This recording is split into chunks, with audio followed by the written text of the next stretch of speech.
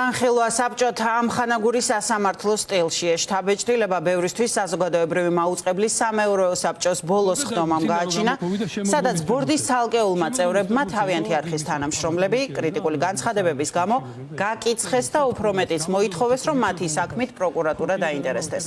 საქმე ეხება ვასილ ივანოვ-ჩიქოვანს, ნინო ზაუტაშვილს, კახა მელიქიძესა და გია იმნაიშვილს, რომლებსაც საზმაუს ბორდის წევრები შესაძლო კოორდინირებულ ქმედებებში მონაწილეობენ. ადანაშაულებენ.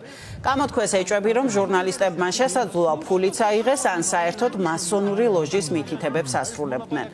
უპრეცედენტო ზეწოლა მედიის თავისუფლებაზე და ჟურნალისტების დევნა ოცნების ერთგული კოლეგების მხრიდან, ეს კი მედიის ადვოკატირების კოალიციის შეფასებაა, რომელიც მოუწოდებს საერთაშორისო საზოგადოებას, განსაკუთრებით კი ევროპის მაუწყებელთა კავშირს აქტიურად ჩაერთოს შექმნილ ვითარებაში.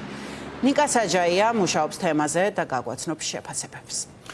მედიის ორგანიზაციების წარმომადგენლები მასონთა ლოჟას ამ ამბავში ვერ ხედავენ, თუმცა როგორც ამბობენ, აშკარაა ქართული ოცნების ჩარევა და ფაქტობრივად გაგრძელება იმ პოლიტიკისა, რომელიც ქართულ ოცნებას აქვს არჩეული ყველა იმ ადამიანთან მიმართებით, ვინც მათ პოლიტიკურ პოზიციას არ იზიარებს. შესაბამისად, აცხადებენ, რომ ეს სადამსჯელო და ანონსებული ოპერაცია საზოგადოებრივი მაუწყებლის იმ თანამშრომლების მიმართ, რომელიც ახალზე მიმდინარე პროცესებთან დაკავშირებით ღიად გამოთქვავენ უკმაყოფილებას და ამავდროულად ღიად საუბრობენ იმ პრობლემებში, რომელიც მაუწყებელს აქვს, აღნიშნავენ, რომ სწორედ ამას ემსახურებოდა მიზნად ბორდის ხდომა და დაანონსება ამ საქმეში პროკურატურის ჩართვის. როგორც თავად ამბობენ, ეს ყოველივე გავს 30-იან წლებში გამართულ ასე ვთქვათ სხდომებსა და განსჯას იმ ადამიანებისა, რომლებიც მაშინაც ბჭყალებში პარტიას არ ეთანხმებოდნენ. შესაბამისად, მედიის ორგანიზაციები და ზოგადად უფლებადამცველები აცხადებენ, რომ აქ მნიშვნელოვანია პირველ რიგში სოლიდარობა, ამ ფორმით მიმართავენ ისინი საზოგადოებრივ მაუწყებელში მომუშავე სხვა ადამიანებსაც და აცხადებენ, რომ თუნდაც დუმილითაც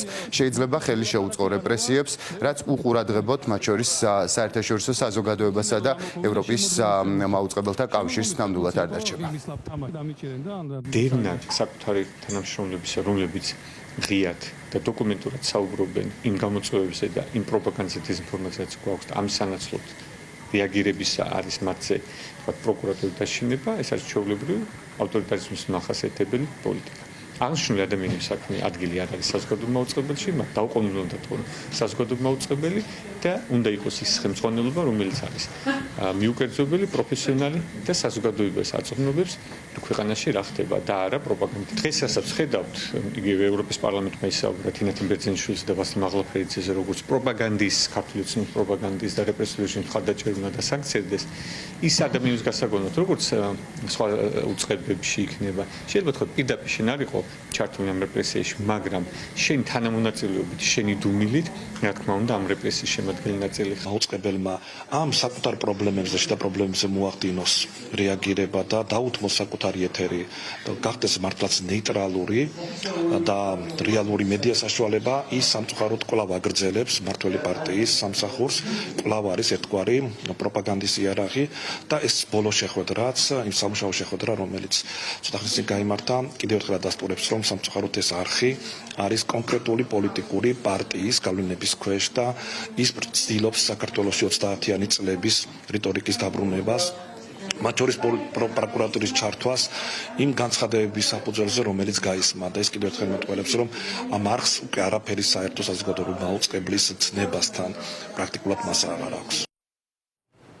ასევე ღიად შეფასებებს აკეთებენ საზოგადოებრივ მაუწყებელში დასაქმებული ადამიანები, ოღონდ ის ნაწილი, რა თქმა უნდა, რომლებიც არხზე მიმდინარე პროცესებთან დაკავშირებით ღიად გამოთქვავს თავის კრიტიკულ მოსაზრებას და აცხადებენ, რომ ყველაფერი დაიწყო მას შემდგომ და რეპრესიები, როდესაც უკვე საზოგადოებრივ მაუწყებლის თანამშრომელთა გარკვეულმა ნაწილმა ამ საკითხზე ღიად დისკუსიები გამართა და ამავდროულად აცხადებენ, რომ ეს ყოველივე გამოიწვია იმ მოთხოვნამ, რომელიც საზოგადოების დიდ ნაწილში გაჩნდა, რომ საზოგადოებრივი მაუწყებელი რეალურად უნდა ემსახურებოდეს არა რომელიმე პოლიტიკურ პარტიას, ძირითად შემთხვევაში კი მართლ პარტიაზეა საუბარი, არამედ თავად საზოგადოებას და ახსენებენ იგივე ბორდის წევრებს, თუ რა არის მთავარი პრინციპი, რის გამოც შექმნილი არის საზოგადოებრივი მაუწყებლები. თანამშრომლები ასევე გულდაწყვეტით აღნიშნავენ იმასაც, რომ ამ პროცესში ცუდია, როდესაც არხზე მომუშავე სხვა თანამშრომლები დუმან და არიღებენ ამ საკითხთან დაკავშირებით ხმას. აქ იგულისხმება ბუნებრივია ბორდის მიმართვა, რომელიც საზოგადოებამ უკვე უკვე იცის და მინიშნება იმაზე, რომ საკითხის შესწავლა უნდა დაევალოს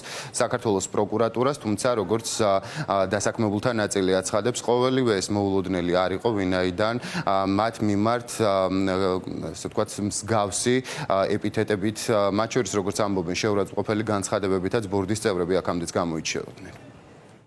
ეს არ იყო დიდი მოულოდნელობა, იმიტომაც რომ ჯერ კიდევ 3 თებერვალს ბატონმა კოხრეიძემ, რომელიც არის ერთ-ერთი მეურვე, უკვე დაძრა ეს საკითხი და მას ჰქონდა გამოსვლა, სადაც მან თქვა, რომ საქმე გვაქვს ძალიან საშიშ ხალხთან, რომელიც გეგმავს, რომ ჯერ ჩაიგდოს ხელში ტელევიზია და შემდეგ მიიღოს მონაწილეობა გადატრიალებაში. ნამდვილად გამიჭირდება ამ დუმილის დავიწყება, უნდა ითქვას, ნამდვილად, მაგრამ ვცდილობ, რომ ეს არ იყოს ახლა მთავარი და ამოსავალი წერტილი ამ პროცესში. ჩემთვის რომ მგონია, რომ პროცესი უმნიშვნელოვანესია, მე მგონია, რომ რაღაცნაირი ინსტიტუციური მეხსიერება იქნება შიგნიდან მხილების, აი ამ უმნიშვნელოვანესი მედია ინსტიტუციის. მოკვლევა, რომელიც დაიწყო საზოგადოებრივ ამ მაუწყებელმა, ეს უკვე არაკანონიერად დაიწყო და უკვე სრული დარღვევით დაიწყო, რადგან მოკვლევას წინ უნდა უსწრებდეს, მოკვლევის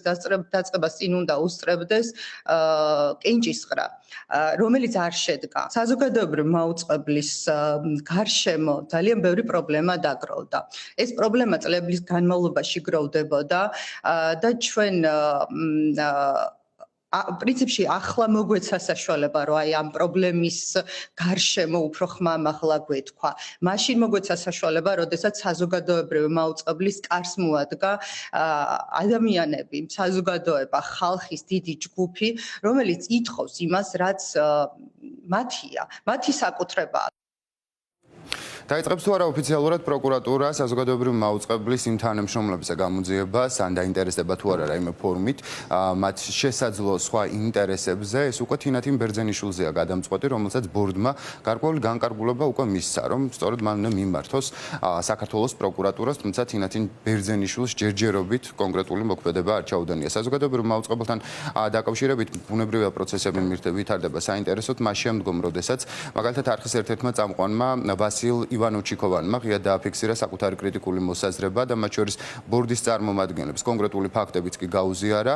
აქედან რამდენიმე დღეში მან 5 თებერვალს სოციალურ ქსელში დაწერა, რომ ის 18 საათიან მოამბეს არ წაიყვან და მოგვიანებით კი მის ნაცვლად ეთერში საზოგადოება მიხილა ის პროდიუსერი, რომელიც ამბობდა, რომ ჩიკოვანთან მუშაობა იყო შეუძლებელი, მაია ჭუჭულაშვილი, რომელიც წარსდგა შემდგომ უკვე როგორც წამყვანი, ასევე საზოგადოებრივი მაუწყებლის სამეურვეო საბჭოს მიმართა სპორტული ტრანსლირების წარმომადგენელმაც და ის აღნიშნავს, რომ მას თხოვდნენ ფეხბურთის ტრანსლირებისას, რაც შეიძლება მეტი კადრი ეჩვენებინათ პრემიერ-მინისტრის, ასევე საზოგადოებრივ მაუწყებელთან დაკავშირებით შიგნით მიმდინარე პროცესებზე კრიტიკული მოსაზრებები გამოთქვეს არხის სხვა თანამშრომლებმაც.